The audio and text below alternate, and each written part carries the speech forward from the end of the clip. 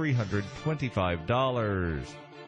And HowWar.com reports the Pentagon announced on Monday a dramatic escalation of its training operation in Ukraine, moving from its small training mission for Ukraine's National Guard to a direct training program for Ukraine's regular military forces, as well as special operations troops. Ukrainian President Petro Poroshenko has made it clear he sees the purpose of the training as to learn how to beat Russia, and the escalation of this training toward combat troops is likely to add some tension to U.S.-Russian relations, with Poroshenko openly envisioning his country as the staging ground for a global war on Russia. Russian officials are downplaying the seriousness of the program so far, however, with Foreign Minister Sergei Lavrov citing the disastrous state of the U.S.-trained armies in Iraq and Afghanistan as proof that U.S. training won't be a real game changer. The U.S. plan now is to train 5 battalions of Ukrainian troops, along with a battalion of special forces. The training is centered in western Ukraine to avoid any risk of direct U.S. involvement in the civil war in the East, which is in a state of ceasefire at any rate.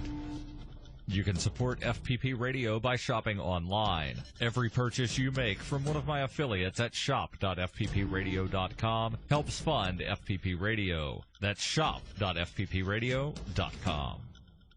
UPI reports the U.S. Department of State on Monday issued a worldwide travel alert recommending that American citizens avoid travel in some regions abroad due to increased terror threats. The department did not detail any specific threat, but simply warned citizens that growing unrest and recent attacks make traveling overseas more risky. The alert said current information suggests that the Islamic State, aka Daesh, Al-Qaeda, Boko Haram, and other terrorist groups continue to plan terror attacks in multiple regions. These attacks may employ a wide variety of tactics, using conventional and non-conventional weapons and targeting both official and private interests. The State Department said its concern is not only for major terrorist factions, but also for lone wolf attackers who draw inspiration from groups like the Islamic State or Al-Qaeda, and recent attacks have only added to officials' concerns. The State Department alert also said extremists have targeted large sporting events, theaters, open markets, and aviation services. In the past year, there have been multiple attacks in France, Nigeria, Denmark, Turkey, and Mali. The Islamic State, Daesh, has claimed responsibility for the bombing of a Russian airliner in Egypt. The department also urged U.S. travelers to register for the Smart Traveler Enrollment Program, which provides information and updates regarding various threats.